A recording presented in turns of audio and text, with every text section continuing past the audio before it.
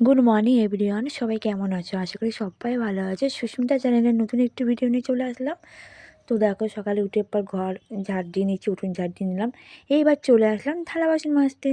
তো থালা বাসন মেজে না মাজলে আজকে সোমবার, যেহেতু নিরামিষ খাই, তো থালা বাসন মাজা হয়ে গেছে, ছেলেকে টিফিন করে দিলাম।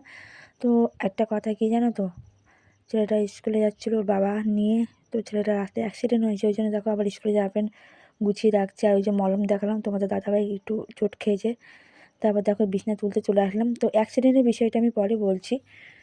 তো দেখো বিছনাটা তুলে নিচ্ছে ঝটপট করে। আমি ওই জন্য বলছি তোমাদের দাদাভাই ছেলেকে স্কুলে দিতে গেছে, কিন্তু এখনও আসে না কেন? আসলে তো 10:30 11:30 সময়, কিন্তু তোমার দাদাভাই 10টার মধ্যেই চলে আসার কথা।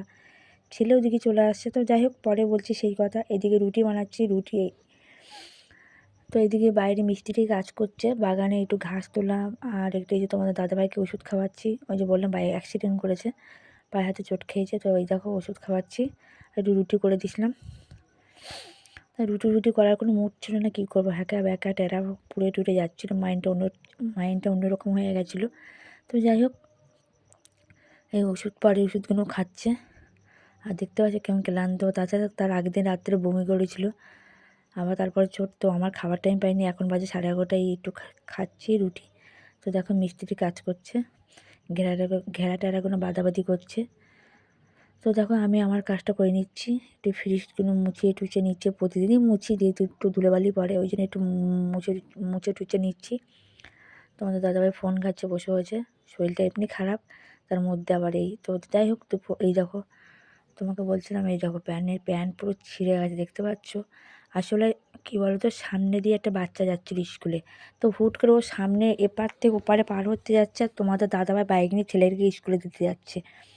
এবার দিতে যাচ্ছে, ও সামনে চলে আসে, ওকে ব্রেক থামাতে গিয়ে, ওকে বাঁচাতে গিয়ে, আর ও তোমাদের দাদাভাই ছিটকে পড়েছে।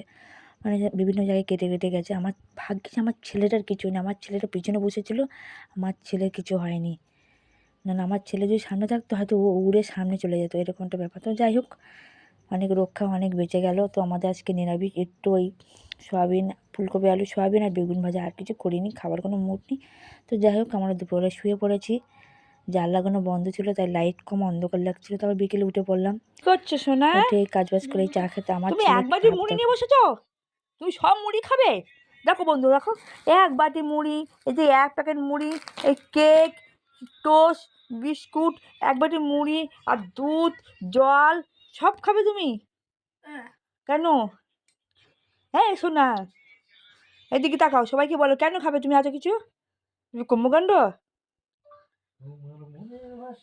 সোনা, কি বলছো? সবাইকে তুমি সবাইকে খাবার দেবে?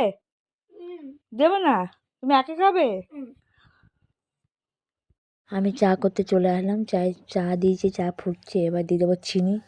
তো যাই হোক, মনটা অনেক খারাপ। তার কালকে রাতে তোমার দাদা আবার বমি করেছে, আজকে আবার এত বড় অ্যাক্সিডেন্ট। হয়তো মেয়েটার কিছু হতে পারতো, বা আমার ছেলের কিছু হতে পারতো, অনেক বড় হাত থেকে রক্ষা। তো অনেকেই বলছে যে বিশাল একটা কিছু হয়ে গেছে। তো যাই হোক, আমার ছেলের কী অবস্থা করেছে সন্ধ্যেবেলা